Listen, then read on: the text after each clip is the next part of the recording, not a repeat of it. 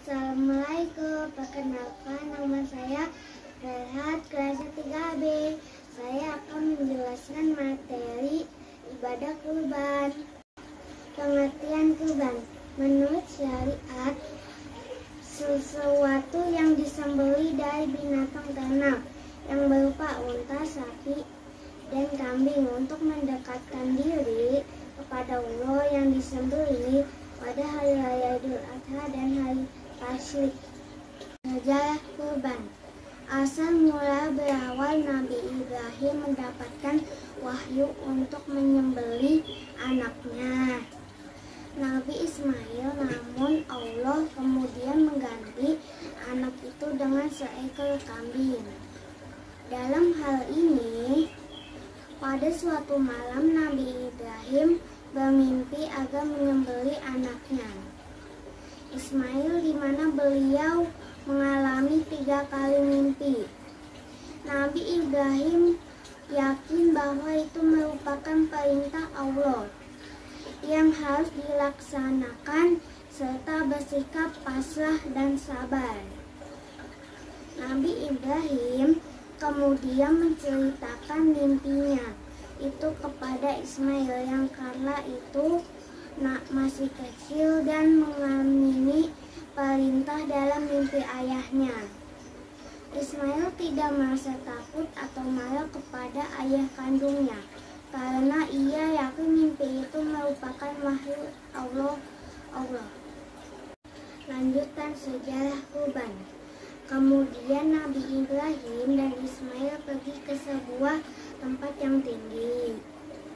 Di atas tempat itu Ismail membaringkan dan bersiap untuk disembelih oleh ayahnya.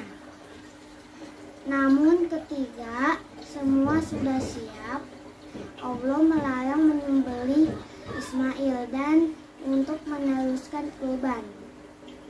Allah menggantinya dengan seekor sembelihan, yaitu kambing.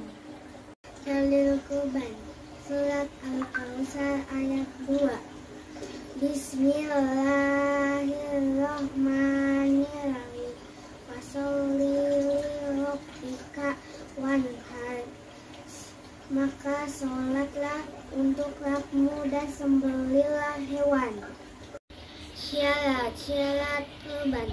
Pertama, harus binatang ternak seperti unta, sapi, kambing, biri-biri. Kedua, unta berumur 6 tahun, sapi berumur 3 tahun, kambing dan biri-biri berumur 2 tahun. Ketiga, binatang yang dijadikan kurban tidak boleh cacat. Waktu pelaksanaan kurban. Kurban hanya boleh dilaksanakan pada Zulhijjah. Sejak usai sholat Idul Adha hingga hari Tasyrik 11, 12, dan 13 Zulhijjah. Orang yang berhak menerima kurban. 1. Orang-orang fakir miskin untuk mencukupi kebutuhan mereka pada hari itu. 2.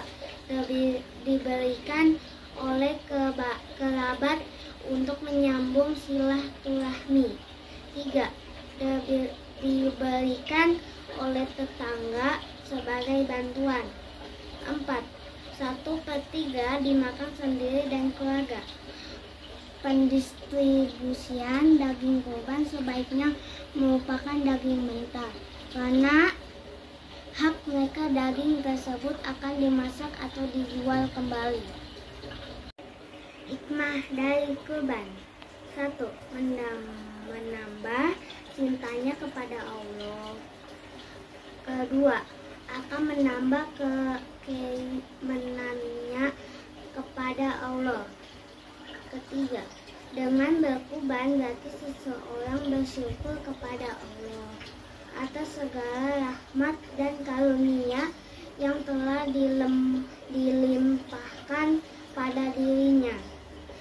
Keempat, dengan berkurban berarti seseorang telah berbakti kepada orang lain, di mana tolong menolong, kasih mengasihi, dan rasa solidaritas dan toleransi memang dianjurkan oleh agama Islam.